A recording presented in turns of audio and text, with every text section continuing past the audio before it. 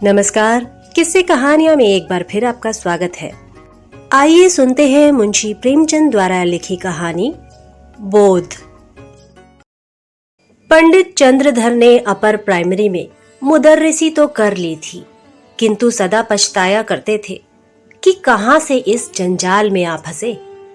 यदि किसी अन्य विभाग में नौकर होते तो अब तक हाथ में 4 पैसे होते, आराम से जीवन व्यतीत होता।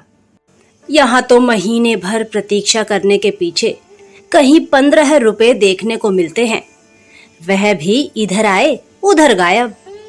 न खाने का सुख न पहनने का आराम। हमसे तो मजूर ही भले। पंडित जी के पड़ोस में 2 महाशय और रहते थे। एक ठाकुर अतिबल सिंह, वह थाने में हेड कांस्टेबल थे। दूसरे मुंशी बैजनाथ, वह तहसील में सियाहे नवीस थे। इन दोनों आदमियों का वेतन पंडित जी से कुछ अधिक न था, तब भी उनकी चैन से गुजरती थी। संध्या को वह कचहरी से आते बच्चों को पैसे और मिठाइयां देते। दोनों आदमियों के पास टहलुए थे। घर में कुर्सियां, मेजें, फर्श आदि सामग्रियां मौजूद थीं। ठाकुर साहब शाम को आराम कुर्सी पर लेट जाते और खुशबूदार खमीरा पीते। मुंशी जी को शराब कबाब का व्यसन था। अपने सुसज्जित कमरे में बैठे हुए बोतल की बोतल साफ कर देते। जब कुछ नशा होता तो हारमोनियम बजाते। सारे मोहल्ले में रोब-दाब था। उन दोनों महाशयों को आता देखकर बनिए उठकर सलाम करते।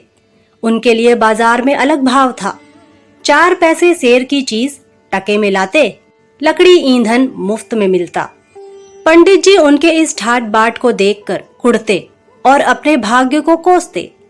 वह लोग इतना भी न जानते थे कि पृथ्वी सूर्य का चक्कर लगाती है अथवा सूर्य पृथ्वी का। साधारण पहाड़ों का भी ज्ञान न था। तिस पर भी ईश्वर ने उन्हें इतनी प्रभुता दे रखी थी। यह लोग पंडित जी पर बड़ी कृपा रखते थे।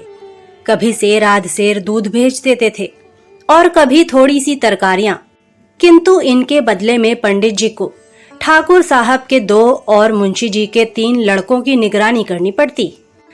ठाकुर साहब कहते, पंडित जी, यह लड़के हर घड़ी खेला करते हैं, जरा इनकी खबर लेते रहिए। मुंशी जी कहते, यह लड़के आवारा हुए जाते हैं, जरा इनका ख्याल रखिए। यह बातें बड़ी अनुग्रहपूर्ण रीति से कही जाती थीं, मानो पंडित जी उनके गुलाम हैं। पंडित जी को यह व्यवहार असह्य लगता था, किंतु इन लोगों को नाराज करने का साहस ना कर सकते थे। उनकी बदौलत कभी कभी दूध दही के दर्शन हो जाते, कभी अचार चटनी चख लेते। केवल इतना ही नहीं, बाजार से चीजें भी सस्ती लाते। इसलिए बेचारे इस अनीति को विष की घूंट के समान पीते। इस दुर्वस्था से निकलने के लिए उन्होंने बड़े बड़े यत्न किए थे। प्रार्थना पत्र लिखे, अफसरों की खुशामदें की, पर आशा ना पूरी हुई। अंत में हार कर बैठ रहे। हाँ, इतना था कि अपने काम में त्रुटि ना होने देते। ठीक समय पर जाते, देर करके आते, मन लगाकर पढ़ाते। इससे उनके अफसर लोग खुश थे। साल में कुछ इनाम देते और वेतन वृद्धि का जब कभी अवसर आता उनका विशेष ध्यान रखते। परंतु इस विभाग की वेतन वृद्धि ऊसर की खेती है, बड़े भाग्य से हाथ लगती है। बस्ती के लोग उनसे संतुष्ट थे। लड़कों की संख्या बढ़ गई थी और पाठशाला के लड़के तो उन पर जान देते थे। कोई उनके घर आकर पानी भर देता, कोई उनकी बकरी के लिए पत्ती तोड़ लाता। पंडित जी इसी को बहुत समझते थे। एक बार सावन के महीने में मुंशी बैजनाथ और ठाकुर अतिबल सिंह ने श्री अयोध्या जी की यात्रा की सलाह की। दूर की यात्रा थी। हफ्तों पहले से तैयारियां होने लगी। बरसात के दिन सपरिवार जाने में अड़चन थी, किंतु स्त्रियां किसी भांति ना मानती थी। अंत में विवश होकर दोनों महाशयों ने 1-1 सप्ताह की छुट्टी ली और अयोध्या जी चले। पंडित जी को भी साथ चलने के लिए बाध्य किया। मेले ठेले में एक फालतू आदमी से बड़े काम निकलते हैं। पंडित जी असमंजस में पड़े, परंतु जब उन लोगों ने उनका व्यय देना स्वीकार किया तो इनकार ना कर सके और अयोध्या जी की यात्रा का ऐसा सुअवसर पाकर ना रुक सके। बिल्हौर से 1 बजे रात को गाड़ी छूटती थी। यह लोग खा पीकर स्टेशन पर आ पहुंचे।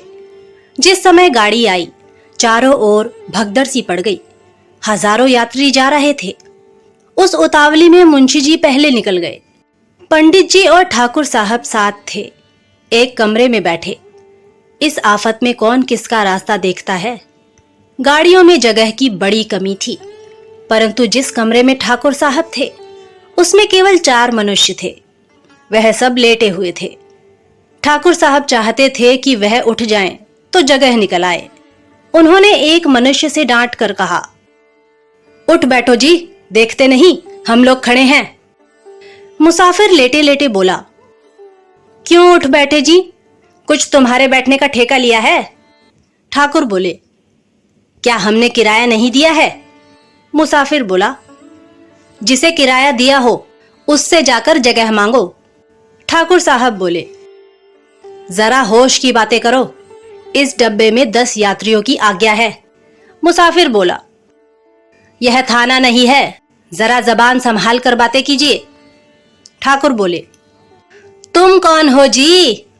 मुसाफिर बोला, हम वही हैं जिस पर आपने खुफिया फरोशी का अपराध लगाया था, जिसके द्वार से आप नकद 25 रुपए लेकर टले थे। ठाकुर साहब बोले, आहा, अब पहचाना, परंतु मैंने तो तुम्हारे साथ रियायत की थी, चालान कर देता तो तुम सजा पा जाते। मुसाफिर बोला, और मैंने भी तो तुम्हारे साथ रियायत की, गाड़ी में खड़ा रहने दिया, ढकेल देता तो तुम नीचे चले जाते और तुम्हारी हड्डी पसली का पता न लगता। इतने में दूसरा लेटा हुआ यात्री जोर से ठट्ठा मारकर हंसा और बोला, क्यों दारोगा साहब, मुझे क्यों नहीं उठाते? ठाकुर साहब क्रोध से लाल हो रहे थे। सोचते थे, अगर थाने में होता तो इनकी जबान खींच लेता, पर इस समय बुरे फंसे थे। वह बलवान मनुष्य थे, पर यह दोनों मनुष्य भी हट्टे कट्टे पड़ते थे। ठाकुर बोले, संदूक नीचे रख दो, बस जगह हो जाए। दूसरा मुसाफिर बोला, और आप ही क्यों ना नीचे बैठ जाएं, इसमें कौन सी हेठी हुई जाती है?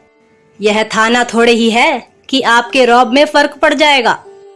ठाकुर साहब ने उसकी ओर भी ध्यान से देखकर पूछा, क्या तुम्हें भी मुझसे कोई बैर है? जी हां, मैं तो आपके खून का प्यासा हूं। मैंने तुम्हारा क्या बिगाड़ा है? तुम्हारी तो सूरत भी नहीं देखी।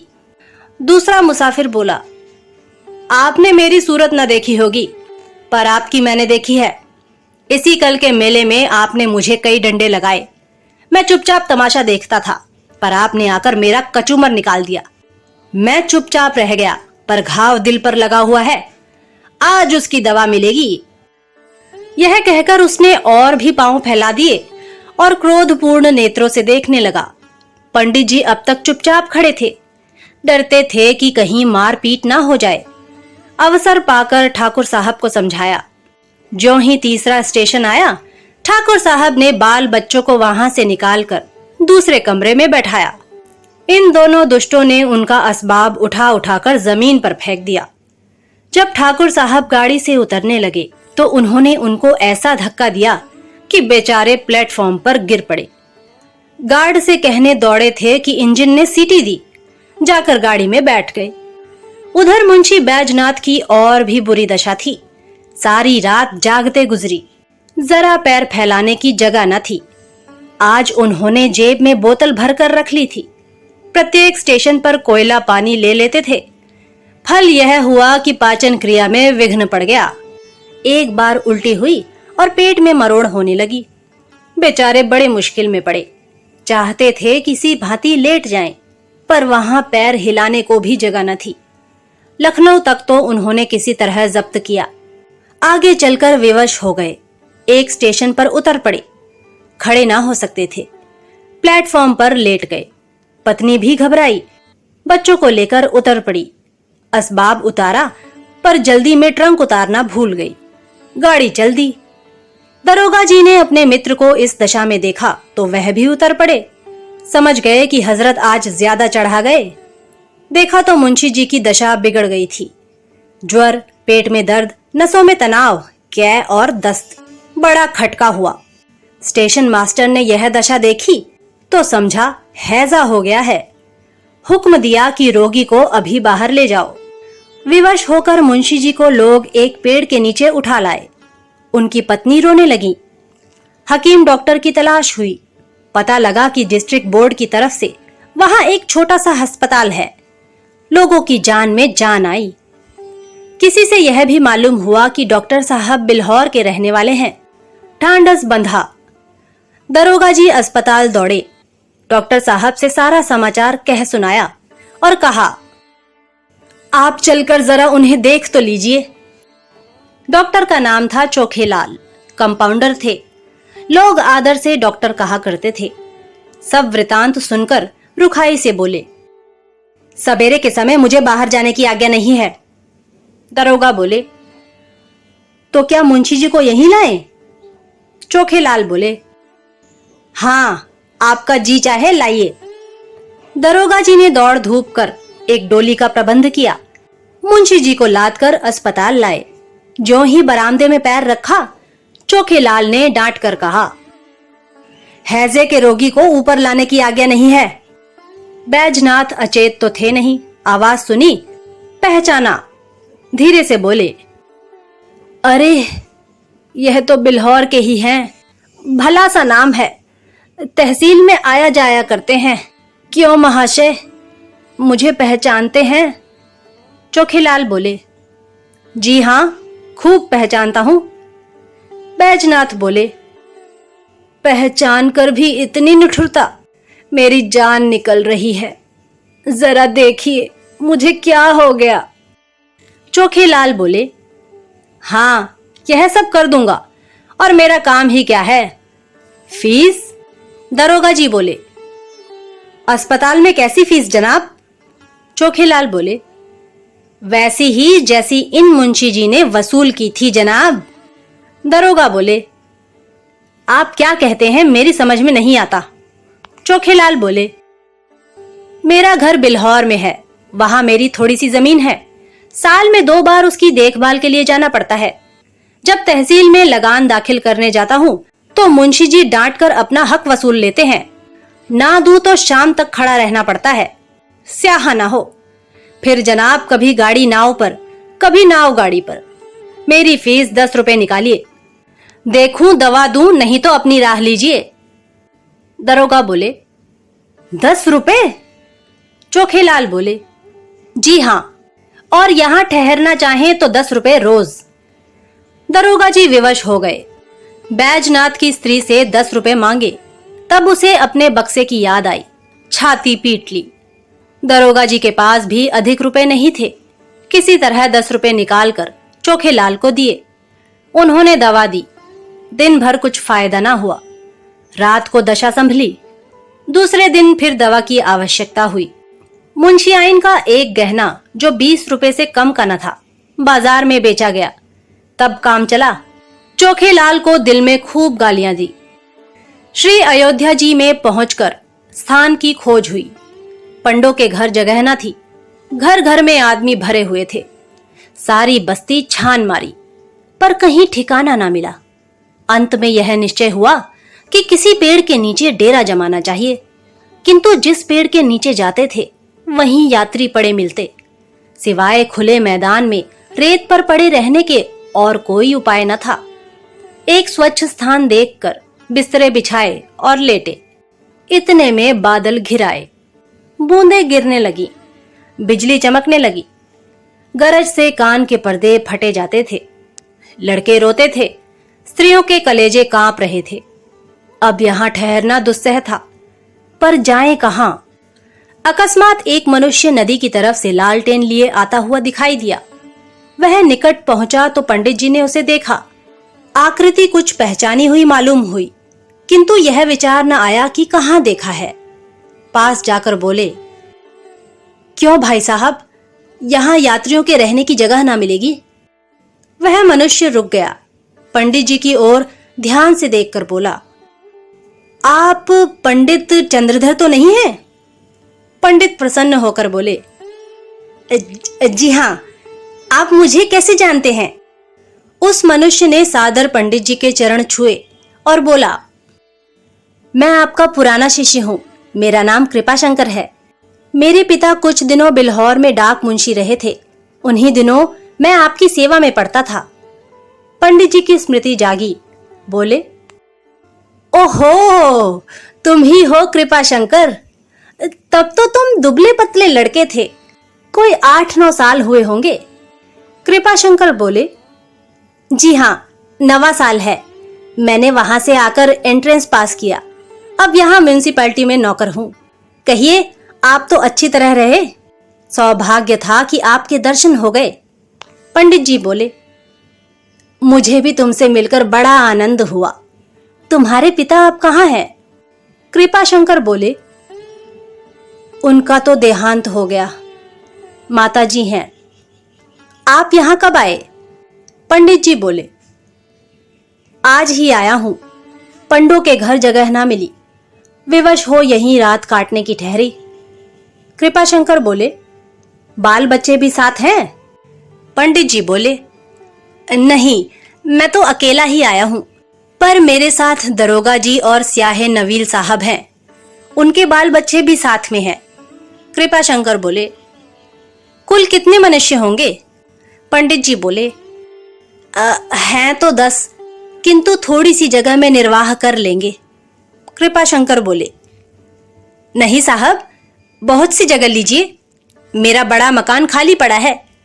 चलिए, आराम से 1, 2, 3 दिन रहिए। मेरा परम सौभाग्य है कि आपकी कुछ सेवा करने का अवसर मिला।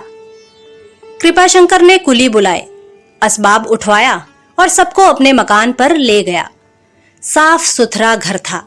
नौकर ने चटपट चारपाइयां बिछा दी। घर में पूरियां पकने लगी। कृपाशंकर हाथ बांधे सेवक की भांति दौड़ता था। हृदय उल्लास से उसका मुख कमल चमक रहा था। उसकी विनय और नम्रता ने सबको मुग्ध कर लिया। और सब लोग तो खा पी कर सोए, किंतु पंडित चंद्रधर को नींद नहीं आई। उनकी विचार शक्ति इस यात्रा की घटनाओं का उल्लेख कर रही थी। रेलगाड़ी की रगड़ झगड़ और चिकित्सालय की नोच खसोट के सम्मुख कृपाशंकर की सहृदयता और शालीनता प्रकाशमय दिखाई देती थी। पंडित जी ने आज शिक्षक का गौरव समझा। उन्हें आज इस पद की महानता ज्ञात हुई। यह लोग 3 दिन अयोध्या रहे। किसी बात का कष्ट न हुआ। कृपाशंकर ने उनके साथ धाम का दर्शन कराया। तीसरे दिन जब लोग चलने लगे तो वह स्टेशन तक पहुंचाने आया। जब गाड़ी ने सीटी दी तो उसने सजल नेत्रों से पंडित जी के चरण छुए और बोला, कभी कभी इस सेवक को याद करते रहिएगा। पंडित जी घर पहुंचे तो उनके स्वभाव में बड़ा परिवर्तन हो गया था। उन्होंने फिर किसी दूसरे विभाग में जाने की चेष्टा नहीं की। तो ये थी मुंशी प्रेमचंद द्वारा लिखी कहानी बोध। अगली बार फिर एक नई कहानी के साथ आपसे मुलाकात होगी। तब तक के लिए नमस्कार।